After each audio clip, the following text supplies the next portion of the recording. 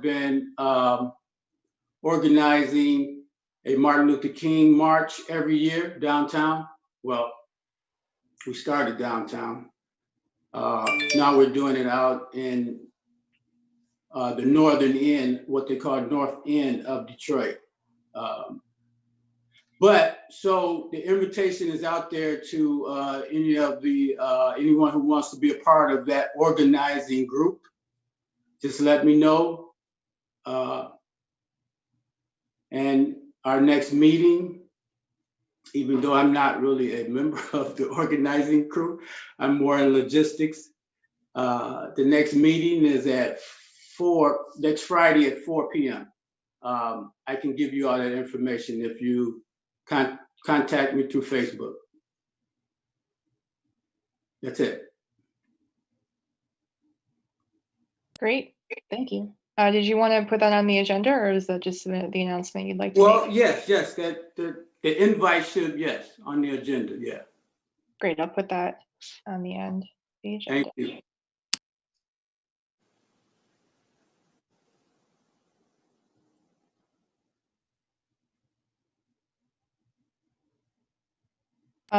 Okay, so until we figure out how to use the polling feature, I'm just going to ask if anyone has any objections or additions to the agenda to put it in the chat. And otherwise, we'll move forward with the agenda. So I'll give everyone a minute to voice any objections or additions.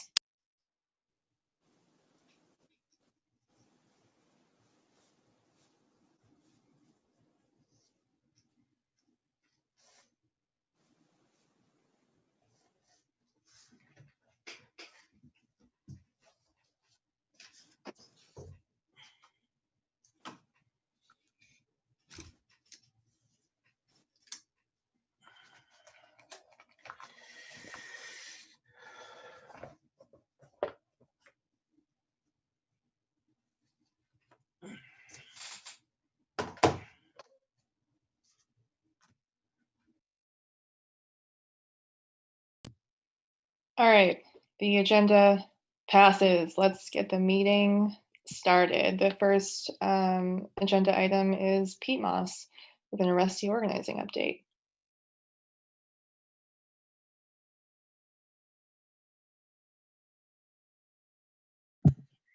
Hey y'all, Pete Moss, I use they, them pronouns.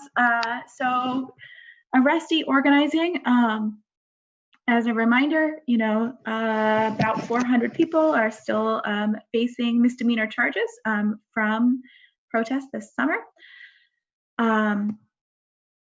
And those things are moving forward for many people. There's still many people whose tickets have not been entered in the system.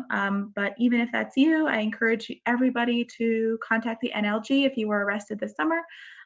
Recently, so this is, I'm not a lawyer, just as everybody knows, I'm not giving anybody any legal advice. The NLG, the National Lawyers Guild, does a great job at that, and I'm going to leave that to them. What I am doing and will continue to do is give people political advice. And so politically, my political opinion of the fucking deal that was offered is that it is a load of horse shit. So if you got offered a deal, there are individual reasons why it's okay to consider it. I think if you take the deal, that doesn't mean you're a bad person at all. And, you know, like, it's important to note that we have political power when we work together. So I've been really excited to see many of y'all's faces at the arrestee organizing meetings. New meetings will probably happen in another few weeks to keep everybody in the loop. Though the courts were closed temporarily for a few weeks. But yeah, so many people were offered a deal. Specifically, they left Tristan Taylor out of the deal to make a statement about that. So what I'm hoping to do is reach out, talk to people, especially anybody that was arrested this summer and is wondering about whether or not to take the deal and wanting a place to think about it. I'm happy to talk about that individually with people or in groups, or to get people connected to the NLG. So your lawyer should be individually reaching out to you about the deal. But there are 400 people, so it takes a while. Jay was asking, I see in the chat, what is the deal? So it depends on what RSD group you're in, but you either got offered 3 months, 6 months, or a year of defer. So you plead guilty. You say, yep, I did it. You had every right to arrest me. That was a great move on your part. And if you don't get arrested for either 3 months, 6 months, or a year, or I think maybe somebody got offered a month, I don't know. Talk to your lawyer. Again, I'm not a lawyer. And then if you don't get arrested for that amount of time, then it is dismissed from your record. But I don't think that I did anything wrong. So I don't want to admit to a court that they had any right to arrest me, because I don't think that they did. And Jay, as a plaintiff on the lawsuit, you really should not take it. This is not legal advice. But yeah, so that is the short and sweet of it. But talk to a lawyer. I'm not a lawyer. And if you want to get involved in arrestee organizing, and you're an arrestee, please talk to me. It looks like other people got offered different deals, which is definitely possible. The city is really struggling with the amount of cases that they are facing, and so there has been different judges and different lawyers doing different things in kind of a haphazard way. So it's hard to all keep track of. Drop the charges? Yes. And I think that if we work together and demand that they drop charges, then I think I have a lot of hope about that personally. And Naya, if you want to talk to me individually about any deal that you're offered, I'm happy to. But yeah, that's the arrestee organizing update. More meetings to come, so keep checking your emails, folks. I know it's hard to check your email, but please do that. I think that's the whole update. Happy to answer questions. Thank you so much, Pete Moss. Does anyone have any other questions they'd like to put in the chat or voice? If you do, you can type it in the chat or type stack in the chat.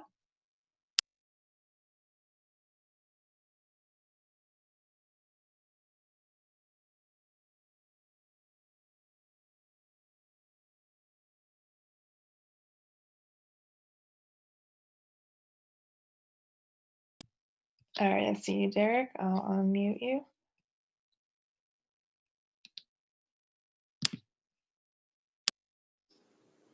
Yeah, just quickly, just a comment. I don't think, of course, I didn't get arrested, so it's kind of hard for me to tell somebody how to deal with that. But I think as a group, what we're trying to do is we're making a political statement.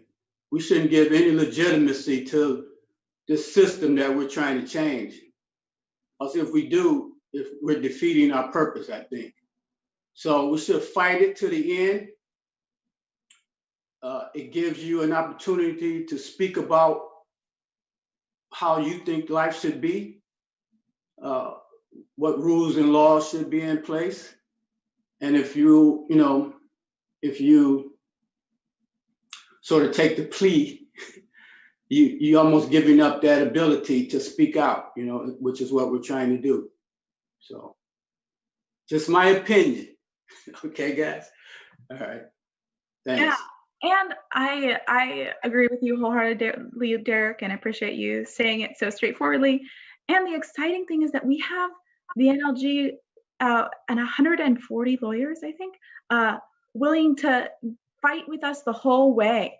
That is an amazing resource. And folks like Danielle and John Royal, they want to fight, they are let's take this to fucking trial and see how it goes.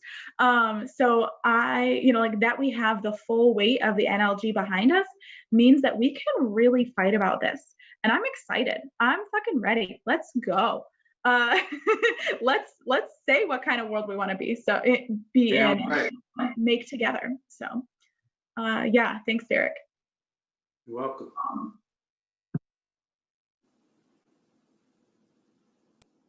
Hell yeah. Anybody else questions or comments on this?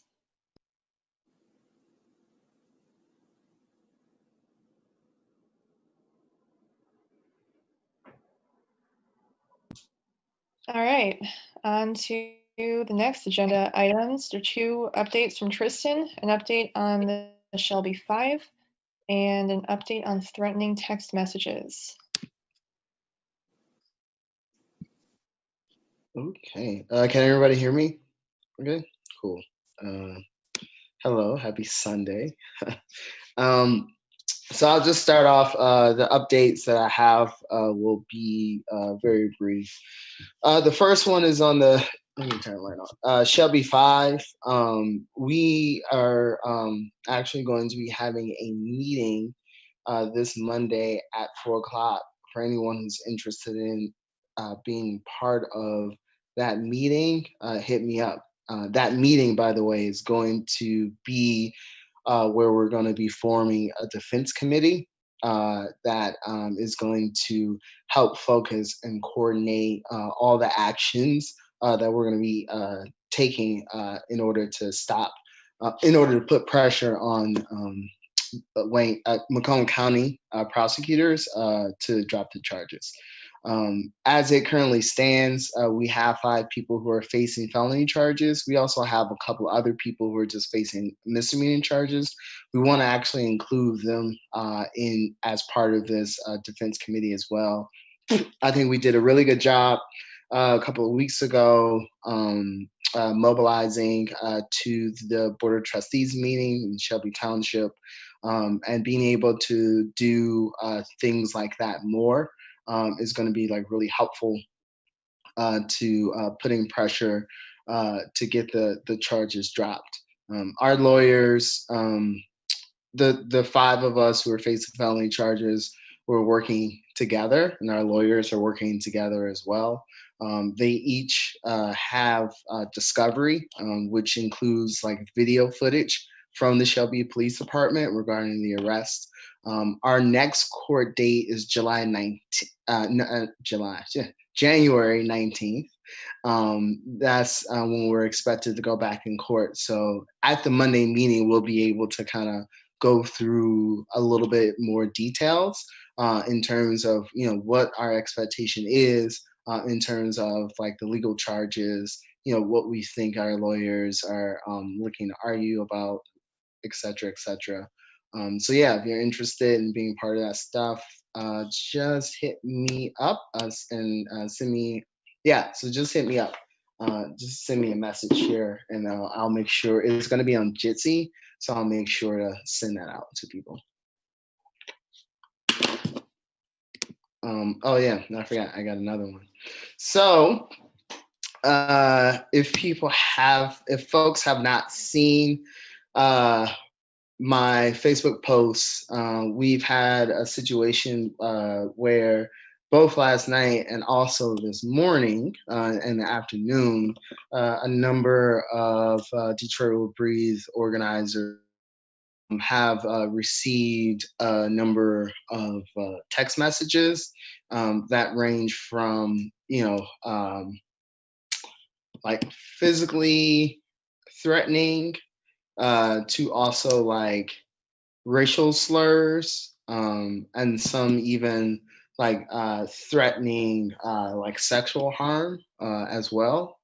I think in total we might be looking at probably like 15 to maybe 20 people who receive these text messages so far that we know of.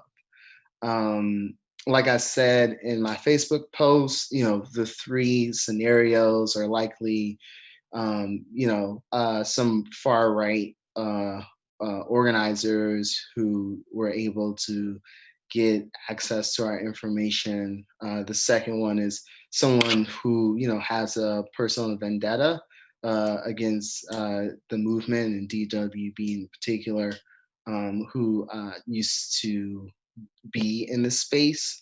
And the third one, which goes with the second one, to be frank, is that this is in coordination with law enforcement agencies as a way to disrupt the activities of the movement. The majority of the text messages that were sent tried to say that they were me texting people, but let's just say I'm a very particular person with a very particular style of speech and communication, and they didn't quite get that part when they were texting people. So we'll just say that. But yeah, I think the main thing is if folks, get any messages of any sorts, to let us know. I think we should be vigilant as always with ourselves and each other. I don't feel that there is at this point any like imminent threat to safety of folks, but there is also the possibility of doing defense vigils for folks who have received texts and who don't feel safe, and we can work on that. I think uh, what we can do is for the people who receive text messages, and I again ask if you receive text messages to hit me up. I think it's best to have a meeting with all the folks who receive text messages so that we can go into more details about what to do to make sure we're all having each other's back, keeping safe. And there's even the possibility of putting out a joint statement, which I think would be important, just to let our friendly foes know that these like tricks don't stop the movement, or and they won't distract us or intimidate us. So that is pretty much it. Just in terms of to be honest, there's still a lot of things that we don't have a lot of facts around, and so I definitely want to be very careful in whatever name dropping goes on, and whatever suspicions that we have. So I just want to put that out there. We do have a short list, but also we know that the FBI and federal agents they work in mysterious ways. Let's put it that way, and that this is unfortunately not uncommon, but par for the course. But at least in this way, we stand in a storied tradition of revolutionaries and civil rights fighters. So hey, we here, and so yeah, that's that.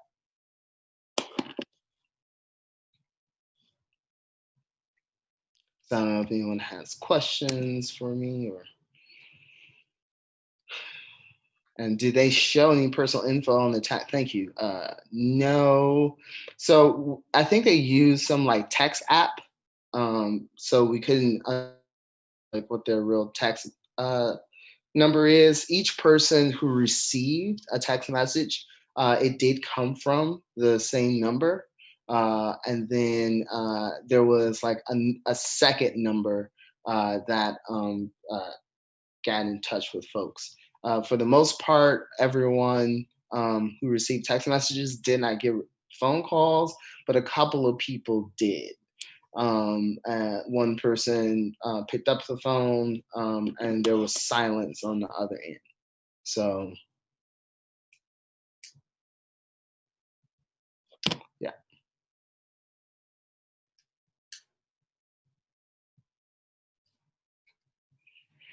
Yeah, it's messed up. But I think that the main thing is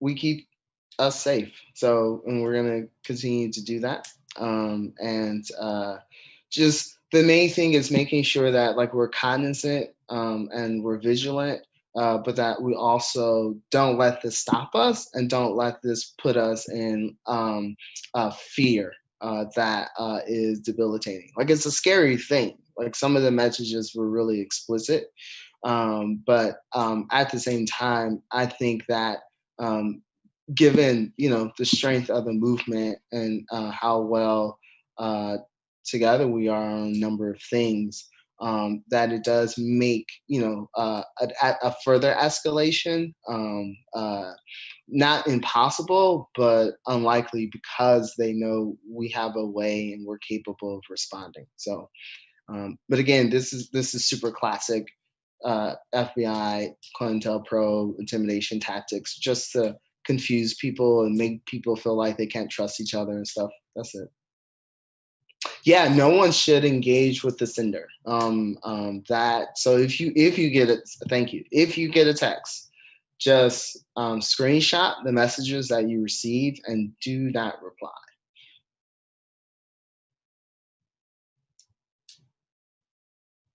And that was it.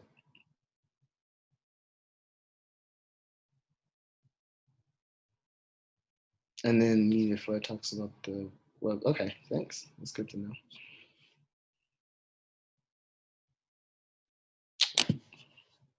So yeah, that's it. I'm done, Claire. I don't know if there's any questions or anything. We can go to the next thing. All right. And if anyone has more questions about that, you can reach out to Tristan. And if you do receive these threatening messages, you can always reach out to an organizer directly or to the Detroit Will Breathe social media. Yeah, I just put my email on there, so folks feel free to email me too, whatever. I'm pretty responsive. All right, thank you, Tristan. The next agenda item are some updates on our federal police brutality lawsuit from Lauren.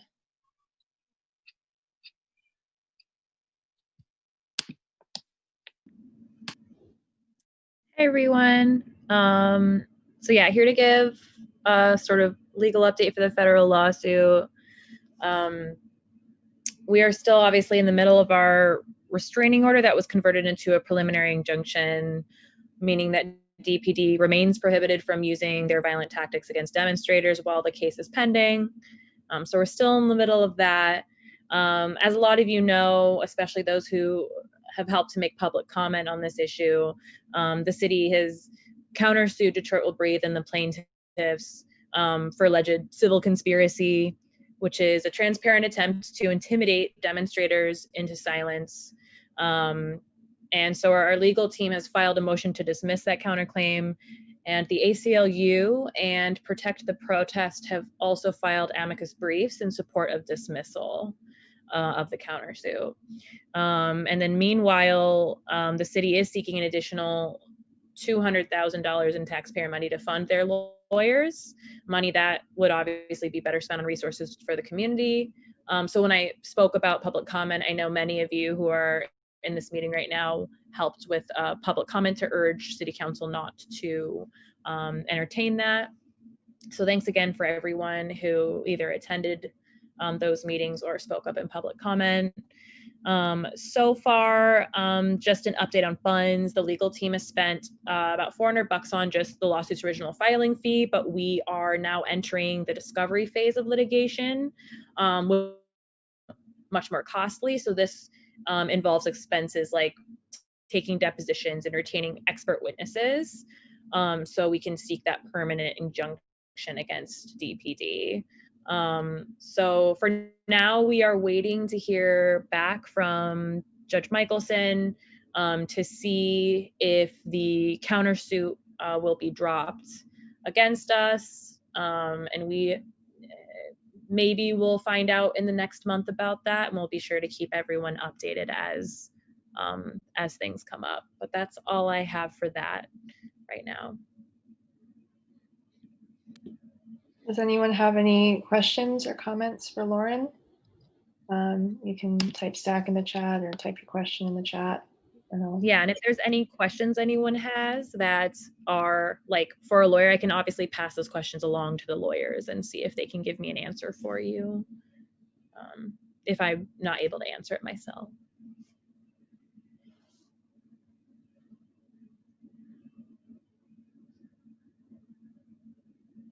Cool. All right, thank you so much, Lauren. Thanks, guys. Next agenda item are updates on contactless outreach from Praveen. Thanks, Claire. Thanks, everyone. Y'all can hear me, right? Okay. So I'm going to give some updates on outreach. I want to be very clear that when we speak of outreach, we're really going to give you updates about the petition to end the racist facial recognition. I know some other people have talked about outreach in terms of connecting with local partners, organizations. That's a different team that works with local coalitions. So when I talk about the update today for petition, canvassing, flyer drops, we want to publicly thank everybody who has volunteered their time to get signatures for our petition to ban that racist facial recognition software. Your hours are well spent. I know people who join me out in the cold, in the heat, in the heavy wind, connecting with Detroiters. It's important because in addition to our marches, they see that we're there for them. We're connecting, we're having conversations. We've got about 1,500 signatures just from these quick petitioning days. That's in addition to the 1,500 we have online. So that's about 3,000 signatures in total. And we really can't thank the volunteers enough, especially those that came out during election day and the days after to get those signatures. Your work really matters, and we really thank you for that. There's going to be more opportunities for outreach in the future. With COVID and the weather changing, it might look different, but we will keep you updated with Facebook events or anything that you might have suggestions for. Feel free to reach out to the outreach team. Because again, this is the people's movement and we're trying to stay connected. So the outreach team also prepares the flyers for the marches. So every time we march, we give out about 500 flyers. So think about that, the 1,500 signatures, the 500 flyers per march. We want to make sure that the citizens of Detroit, the residents of Detroit know we're there for them. And I think everyone is spending their time volunteering. So thank you for that. And thank you for the expert volunteers who've been training and supporting others. Your work is well noticed. So Claire, that is my update. Any questions?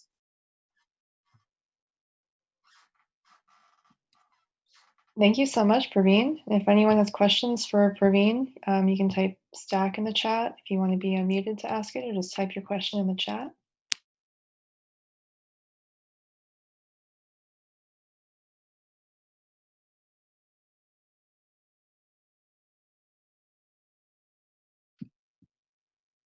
Yeah, I agree, Tristan. It is fucking awesome. Our outreach team has been doing unbelievable work. All right. The next agenda items are 2 items from Michael on the Poor People's Campaign and the People's Party. So I'm going to unmute you, Michael.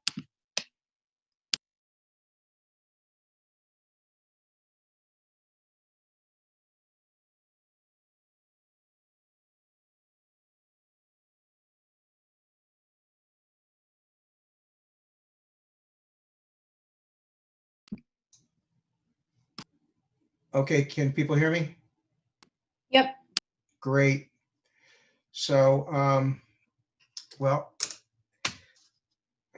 I think that the most important, some of the things that are significant and important in today's time, is there's a lot of activities going on, specifically, Poor People's Campaign and Bill Wiley-Kellerman. And what is going on with the Poor People's Campaign here locally and also nationally. So we have contact with a number of people who are involved with the campaign, specifically Maureen Taylor, Welfare Rights.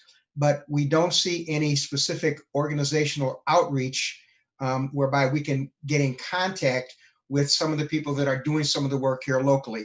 Maybe Bill Bill can speak to that on what we need to do in order to set some specific organizing aspects and process in place for campaigns such as Detroit Will Breathe, campaigns such as the People's Party. So it's significant that we address these issues, and that's why I'm bringing this matter up. And maybe Bill can speak to this issue. Maybe Bill can reach out to me. Maybe Bill can reach out to Tristan and some of the other people that are in leadership here. So I'm open.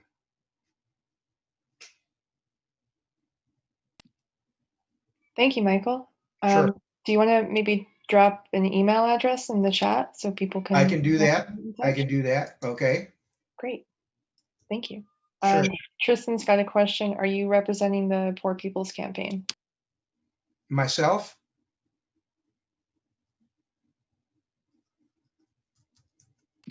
He says yes.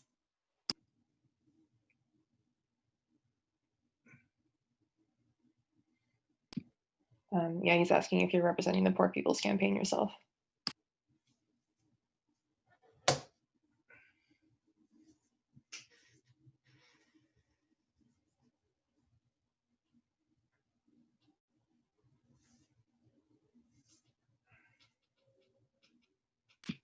I'm gonna unmute you, Tristan. Yeah, sorry. Yeah, so I just want to touch on that point just a little bit. As folks know, Detroit Will Breathe, over the 180 plus days of our existence, has been able to enter into like coalition with a number of pre-existing organizations.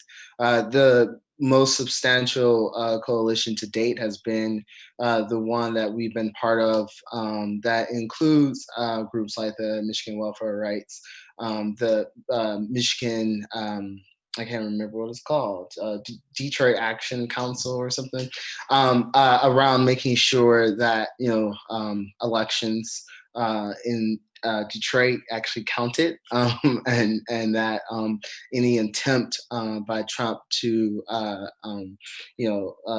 try to push those results aside was met with opposition. Thank you, Brian. Metro Detroit Action Council. So the way that the process is working, I know Bill on Kelman's part of that. So people and we've been working with the General Baker Institute, which has been part of the Detroit and the Poor People's Campaign nationally, and also here in Michigan. So we're definitely have I guess so far the process for getting into coalition work is when there are specific things that are actually going on that either we are doing or someone else is doing. They reach out to us or we reach out to them, and then we coordinate. Generally the leadership team would be part of that process. So if there's something specific going on with the Poor People's Campaign, like Detroit or Michigan, certainly we can engage with that if there's something specific going on. I think that's generally how those things work. The Poor People's Campaign, or not the Poor People's Campaign, but like the People's Party, I'm familiar with that, and I definitely would be interested in having future conversations about that, because I do think that, it is going to be important for us to, be fighting for alternatives that aren't the Republicans and Democratic Party, right? But we also have to, make sure that those alternatives are not just viable alternatives. That's a word that I actually hate most of the time, but that are alternatives that really express the power and the interests of the movement. And so one of the conversations I'm looking forward to in the near future is talking about having a general assessment of where things are now, in a broader context for the movement, especially coming out of the elections.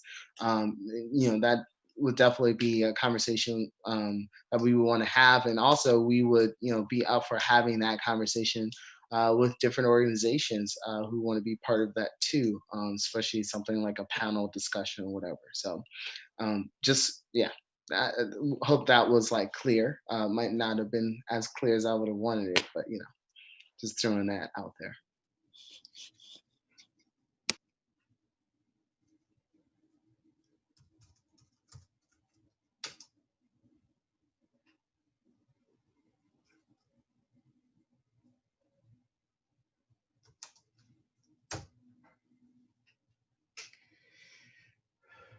All right, Michael, is there anything else you wanted to add for your agenda items?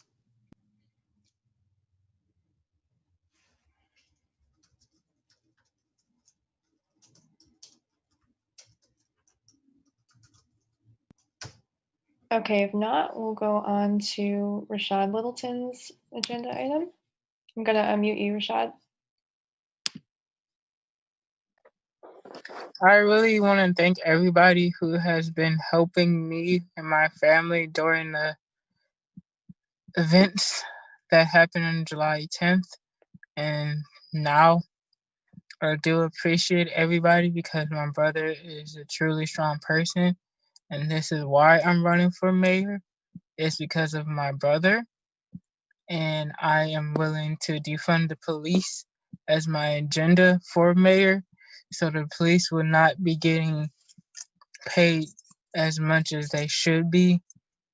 And I'm making sure that I also get these city buses to be active, running instead of running every hour, every 2 hours and a half that people be waiting. Because I know when I didn't have a vehicle, I used to wait like 2 to 3 hours for a bus, and that's not right for any Detroiter to have or physically be waiting in the cold for.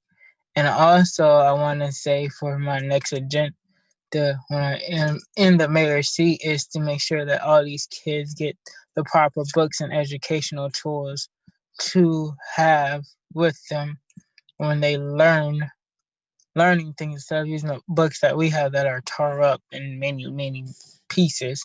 Because I know that my little sister, she has a book that is tore from the cover, and that's has to change.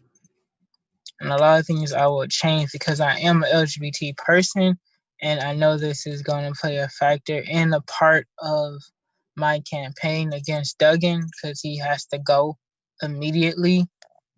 And I'm willing to sacrifice my time, hours, and days to make sure my campaign reaches out. And if anyone wants to join me to help me get signatures, I'll leave my email and my telephone number in the chat so everybody can have access to email me or call me at any time of day to, if they want to help volunteer. I really do appreciate everybody who helped my family out.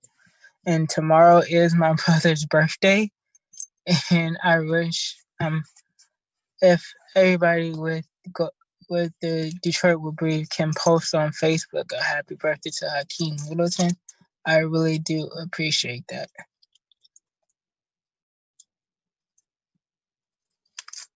He will actually be 21 years old starting Monday.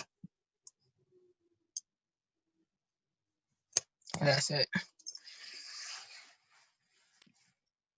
Thank you, Rashad. No problem.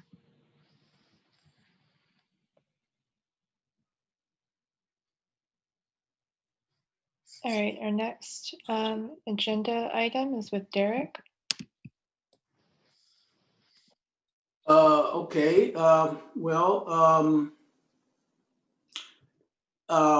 In the Moratorium Now Coalition, we actually initiated the first Martin Luther King Day March because during that time, I think it was 2003 or something,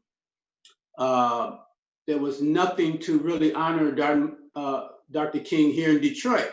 Everything was done in the suburbs, and we were thinking like, how in the hell are you going to celebrate Dr. King in the suburbs, And so we said, well, let's bring it to Detroit. And so that's what we did. And this is probably about the 17th or 18th year, something, I don't know. But we're organizing one this year, and it's going to be, well, we don't really know what it's going to be, but we're projecting it to be same place as last year in the North End of Detroit. And we are inviting anyone that wants to be a part of that organizing committee. We could use this event because we've had international speakers come in to speak at this event. So this event is very well known, mostly in activist circles, but around the world. And it would be a great opportunity, I think, for a lot of you young people to immerse some of your ideas into this event, and let's make it even bigger, you know, and make it more effective in trying to make change, you know, in our world. So you're all invited. You can contact me through Facebook, join that committee, you know, spread your ideas, you know, let's do it for Martin Luther King and for ourselves, you know. It's really important. So the invitation is out there. That's it.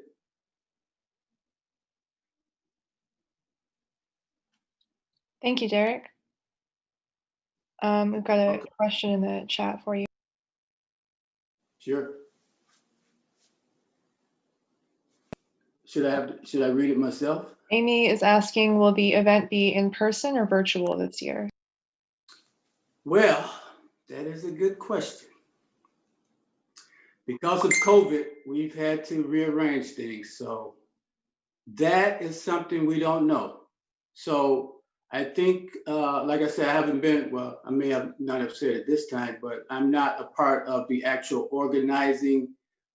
Well, I am part of the organizing, but not that particular part. But there has been some talk of maybe doing something virtual. But that's for the organizing committee. That's why nothing has been determined yet. So the event is usually January 15th, around MLK's birthday. So we got a little while to figure this out, you know. But however, that's right. However we do it, let's try to make the biggest impact that we can for this event. So, yeah. Great, thank you. Any other questions or comments for Derek?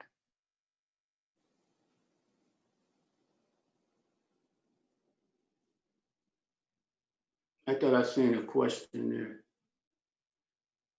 Let me see. Yeah, it's making me work. Okay, Tristan said, when is the next organizing meeting? That would be, and I was told that you guys were invited to the last one, Friday. The next one will be next Friday at 4 p.m. And I can give you those details, or you can contact Mike Shane.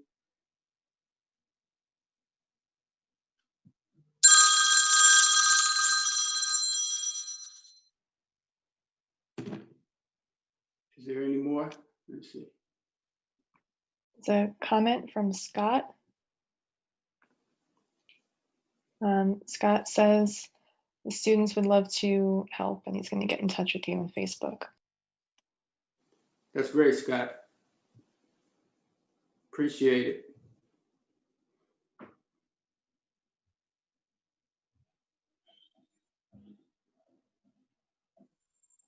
So I'm done. Thank you, Derek. We've got a bit of time at the end here, so I think we should open it up to an open mic. If anyone has any other announcements or comments that they would like to make, just please type stack in the chat, and yeah, and then we can unmute you. while we're waiting for that, I do want to just make an announcement about the COVID orders that, right now there are COVID restrictions and there will be more intense COVID restrictions coming soon, active through, I think, December 20th is the announcement I saw. Outdoor gatherings over 25 people are banned, but that doesn't apply to protests or religious services because they're constitutionally protected. At the same time, we're not currently looking at planning any large outdoor mass actions in the near future, and that, as we have been under this current lockdown organizing digital mobilizations or things like that, we don't have any announcements to make on that front right now, but we do just want to acknowledge the massively skyrocketing COVID cases and how we are responding to it, as well as the weather. So, things are going to look a little different over the next month, but there's still a lot of work that everyone's doing and that we may call on you to do, such as turning out for public comment when City Council comes back in session, or the whole week of public comments that we had recently in Macomb County or Detroit City Council. So if anyone has any other open mic comments or announcements to make, just type in the chat.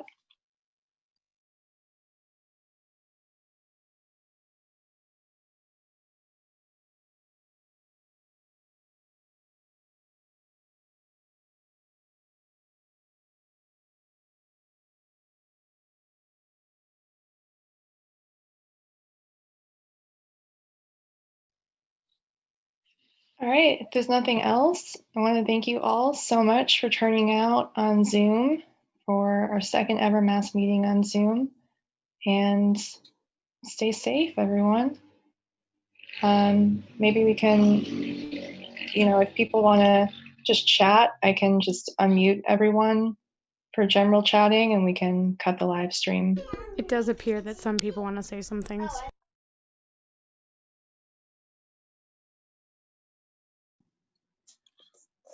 Hey, thank you, Claire. Amazing.